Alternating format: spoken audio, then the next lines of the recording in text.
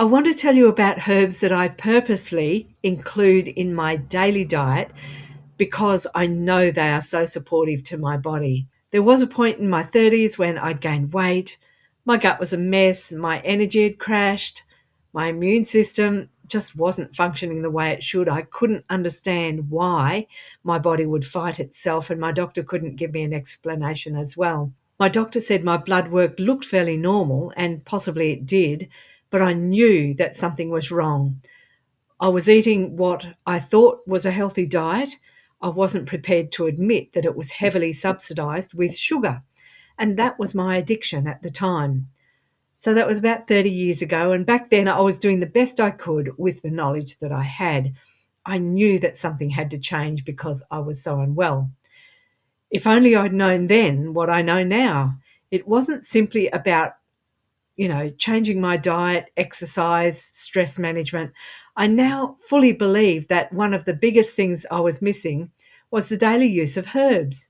And today, herbs are one of the foundations of how I maintain my health.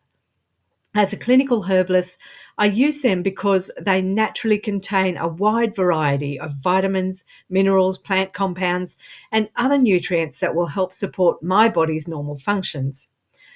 So I want to show you the simple herbs that I use every day. These are herbs that you can easily grow at home and include in your own routine. They aren't exotic superfoods.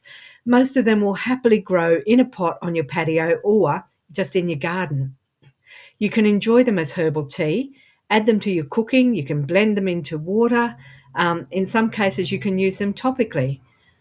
Combined with a nourishing diet and a healthy lifestyle, they have become an important part of how I now support my well-being without sugar. Here are a few of my favourites. So parsley, surprisingly, it's one of the most nutrient-dense culinary herbs, rich in vitamin C, vitamin K, and it also has, I think, all of the vitamin Bs except for 12.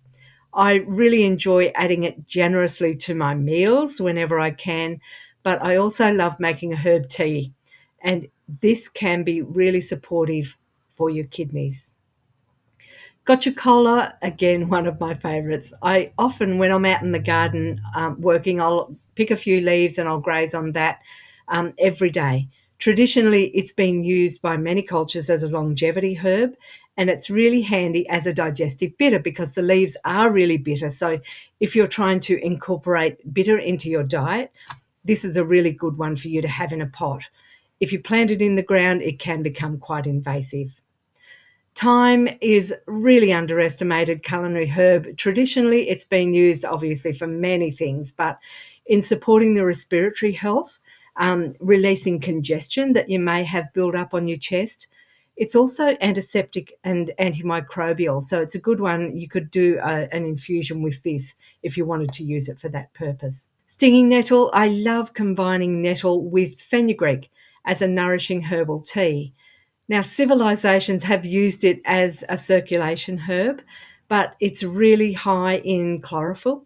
So instead of taking a supplement for this, you could go out to the bush or into your garden and harvest some leaves and include it in your meal. So just make sure that you steam it or cook it first, and that removes the sting. Aloe vera, now probably one of the most versatile plants I grow. It grows quite large, it has a yellow flower on it, and I regularly use the fresh gel on my skin and my hair. Even sometimes when I've overindulged, yeah, I'm not perfect either. If my digestion feels unsettled, I'll blend a tablespoon of gel into half a cup of water, and I'll use this to soothe my digestive lining. As a clinical herbalist, there's plenty of other herbs that regularly find their way into my teapot. Peppermint, motherwort, and lemon balm, they're all some of my favourites, but the herbs that I've just mentioned are always the ones that are sitting on my kitchen bench. These herbs, they're not considered superfoods by many people, but I really think that they should be up there on that list.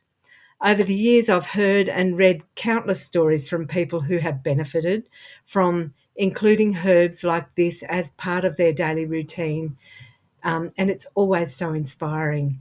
The trick is that you must be consistent. No herb is going to fix you overnight. No herb is going to fix you in a week. Use it consistently.